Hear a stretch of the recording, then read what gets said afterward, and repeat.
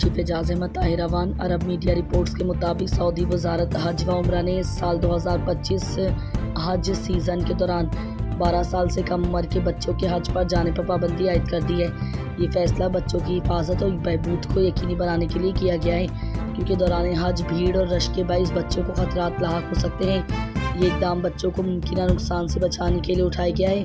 اس کے علاوہ سال 2025 کے لیے حج سیزن کے لیے رجسٹریشن کا عمل سعودی شہریوں اور مقیم غیر ملکی باشندوں کے لیے نیسک ایپ کھول دیا گیا ہے۔ عالمی خبرنامہ کے حوالے سے خبر شامل کرتے ایران کی حکومت نے اسرائیل کو براہ راست حملے کی دھمکی دے دی ہے۔ تفصیلات کے مطابق اگر امریکہ کے ساتھ مذاکرات ایران کے ایٹمی پروگرام کو روکنے پر ناکام رہے تو وہ ایران کی جوہری توانائی تنصیبات کو نشانہ بنائے گا۔ ایرانی اعلیٰ فوجی قیادت نے کہا ہے کہ اگر حالات نے تقاضا کیا تو ایرانی مسلح افواج اسرائیل کے خلاف نئی فوجی کارروائی کرنے کے لیے تیار ہیں۔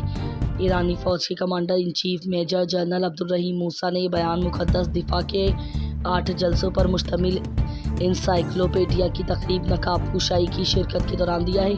یاد رہے کہ یہ انسائکلوپیڈیا ایرانی فوج کے متعلق ہے۔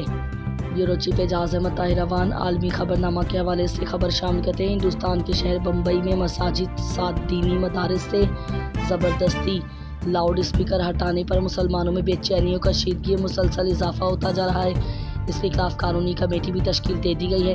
اب تک مختلف شہروں سے تقریباً 50 سے زائد لاؤڈ اسپیکر اتارے جا چکے ہیں۔ مسلم تنظیموں نے یہ حکم ماننے سے انصاف انکار کر دیا ہے۔ تازہ ترین اعداد و شمار کے مطابق سال 2024-2025 کے مطابق اس وقت پورے ہندوستان میں مسلمانوں کی کل آبادی 20 سے 22 کروڑ کے لگ بھگ ہے، جو موجودہ کل آبادی تقریباً 1.43 ارب کا تقریباً 14.5 سے 15.5% بنتی ہے۔ بیورو چیف اعجاز احمد طاہر روان۔ سابق گورنر سندھ اور پاکستان پیپلز پارٹی کے سینئر رہنما بیرسٹر کمال الدین اصغر طویل علالت کے بعد کراچی میں انتقال فرما گئے۔ انا للہ و انا الیہ راجعون۔ ان کی عمر 95 برس تھی اور وہ کراچی کے ایک مقامی ہسپتال میں زیر علاج تھے۔ انہوں نے 26 مئی 2025 کو آخری سانس لی۔ مرحوم کمال الدین اصغر 1995 سے 1997 تک سندھ کے گورنر رہے۔ وہ ذوالفقار علی بھٹو شہید کے قریبی ساتھی رہے اور محترمہ بینظیر بھٹو شہید کے بطور مشیر بھی رہے۔ اللہ تعالیٰ مرحوم کو اپنے جوار رحمت میں جگہ دے اور سوگوار خاندان کو صبر جمیل عطا فرمائے، آمین ثم آمین۔ عرب میڈیا رپورٹس کے مطابق سعودی عرب میں 1952 سے شراب پر پابندی عائد ہے، جو شہریوں اور غیر ملکیوں دونوں کو شراب نوشی سے سختی کے ساتھ روکتی ہے۔ سعودی عرب کی حکومت نے ان تمام من گھڑت اور بے بنیاد خبروں کی تردید کی ہے جن میں دعویٰ کیا گیا تھا کہ مملکت 2026 تک شراب کی فروخت اور استعمال پر 73 سالہ پابندی ختم کرنے کا ارادہ رکھتی ہے۔